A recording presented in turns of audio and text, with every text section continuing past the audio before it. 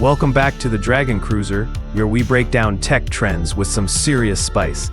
And today, we're diving into a big question. Is Huawei abandoning the global market for China's cozy comfort zone with their pricey MateBook Pro 2025 and MateBook Fold? Even Chinese fans are calling them out for crazy high prices.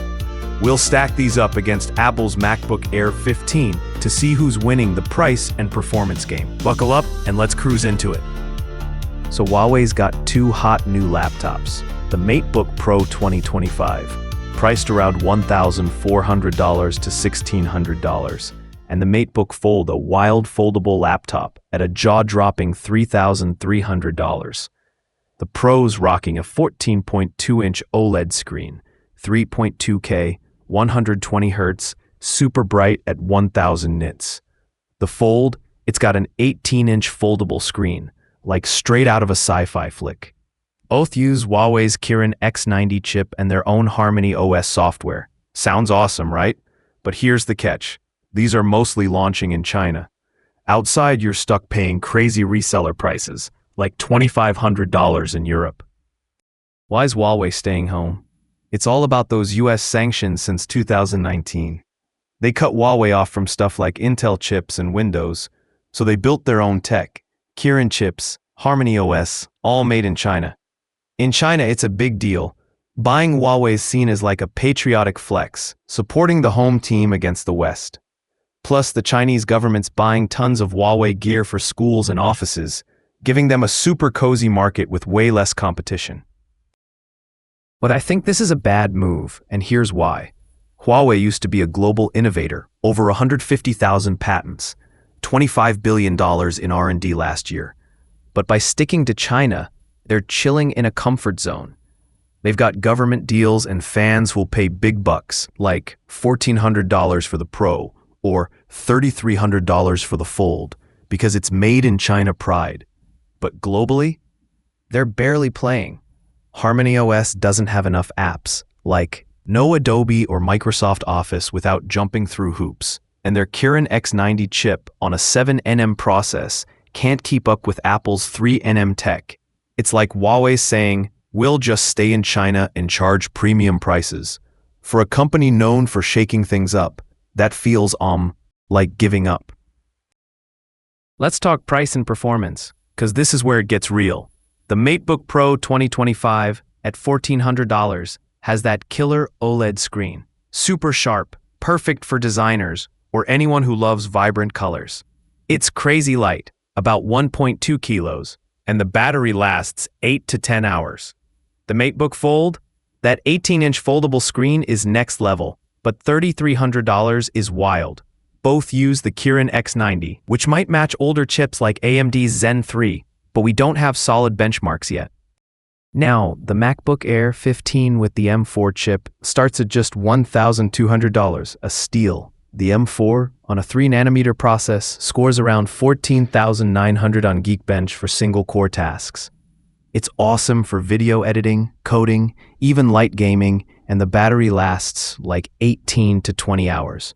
The 15.3-inch display is 2880 by 1864, 60 Hz, 500 nits, not as vibrant as Huawei's OLED, but sharp enough. Plus, macOS has every app you need, no hassle. For $200 less than the MateBook Pro, you're getting better performance and a global ecosystem. Here's the spicy part, straight from Chinese social media like Weibo. Even Chinese consumers are fed up with Huawei's prices.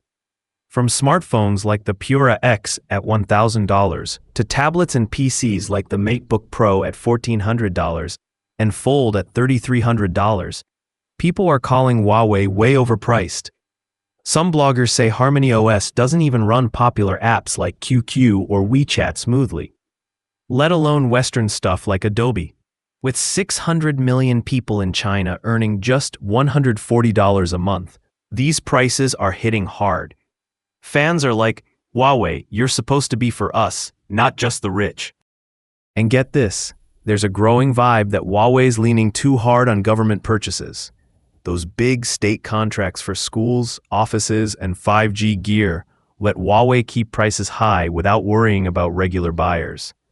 It's like they're banking on government cash and patriotic vibes, but even their home crowd's starting to turn, saying Huawei's lost touch with everyday folks. This leads to a big irony. Huawei's all about China pride, pushing that patriotic vibe to sell pricey laptops. But made in China used to mean affordable, not $1,400 or $3,300. Now even Chinese fans are calling them out, which makes it super ironic when Huawei's supposed to be the people's champ against Western tech. And here's the real issue, DragonCruisers. By staying in China's cozy market, Huawei's risking its innovation rep. They're known for leading in 5G and foldable phones, but without global competition, there's less push to make their Kirin chip faster or HarmonyOS better.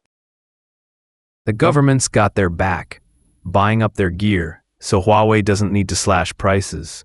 But that comfort zone, plus this consumer backlash, might make them lazy. Instead of battling Apple or Samsung worldwide, they're leaning on China's loyalty and state deals. Long term, that could hurt their legacy as an innovator, because the world's missing out on their coolest stuff, like that MateBook Fold. So is Huawei abandoning the globe for China's cozy market? Sure looks like it. The MateBook Pro and Fold are killer for China. Gorgeous displays, sleek designs, patriotic vibes. But at $1,400 and $3,300, they're pricing out even Chinese fans, who are calling Huawei out on Weibo for being too expensive. The MacBook Air 15 at $1,200 just delivers more bang for your buck. Faster chip, longer battery, apps for days. Huawei's playing it safe, leaning on government contracts and fading China pride. But for a company that used to shake up the world, that's a step back. What do you think, DragonCruisers? Is Huawei smart to stick to China, or are they losing their innovation edge? Drop your thoughts in the comments.